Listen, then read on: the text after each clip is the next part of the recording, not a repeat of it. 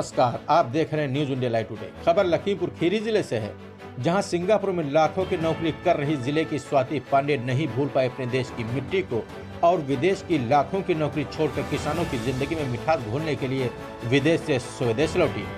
स्वाति पांडे लखीमपुर खीरी समेत आसपास के जिलों और दूसरे प्रदेश तक मीठी तुलसी यानी स्टीविया की खेती शुरू कर दी।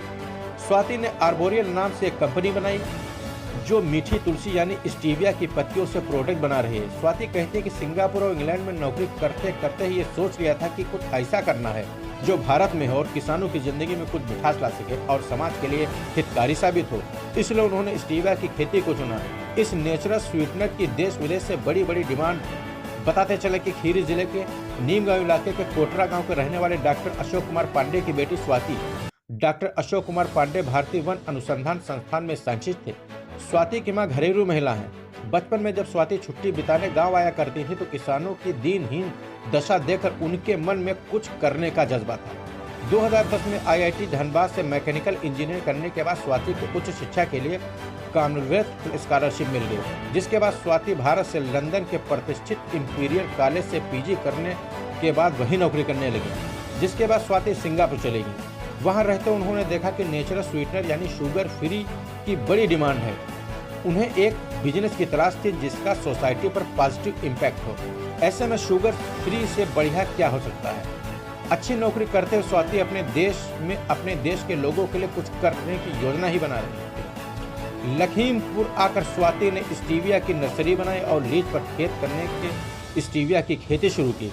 स्वाति पांडे को 2018 में अपनी कंपनी आर्बोरियल के जरिए नया स्टार्टअप शुरू करने के लिए एशिया पैसिफिक की कार्टियर वीमस इंस्टीट्यूट अवार्ड के लिए चुना गया। स्वाति को इनाम में $1 लाख का प्रतिष्ठित पुरस्कार भी मिला। अब प्रधानमंत्री जन औषधि योजना में भारत सरकार से निकले टेंडर स्वाति की company arboreal private limited natural sweetener supply को टेंडर मिला है।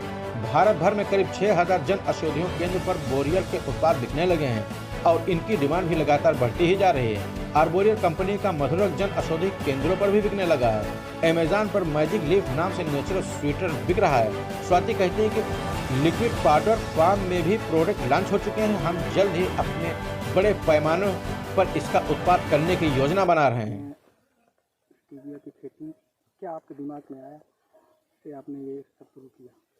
जी, तो यहाँ पे आने के पहले और ये बिज़नेस शुरू करने के पहले मैं एक्चुअली सिंगापुर में एज अ कंसल्टेंट काम कर रही थी और कई सारी वजह थी कि मुझे लगा कि अब मुझे अपना जॉब छोड़ के वापस अपने देश जाना चाहिए और काम करना चाहिए। पहला तो एक काफ़ी पर्सनल रीज़न था, वो ये था कि मेरी मदर जो है उन्हें डायबिटीज़ है पिछले 20-25 सालों से। तो मैंने देखा है उनका स्ट्रगल कि जब किसी को डायबिटीज़ होती है तो छोटी छोटी चीज़ों के लिए कैसे वो स्ट्रगल करते हैं। तो ये एक ऐसा प्रोडक्ट है स्टीविया जिसकी हम खेती करवा रहे हैं और जिसको हम प्रोसेस करते हैं, जो एक्चुअली काफ़ी दुनिया में जो इतने मिलियंस ऑफ लोग हैं, करीब 500 मिलियन लोग दुनिया भर में डायबिटीज़ से जूझ रहे हैं, उनकी लाइफ को आसान बना सकता है। तो एक वो एस्पेक्ट था।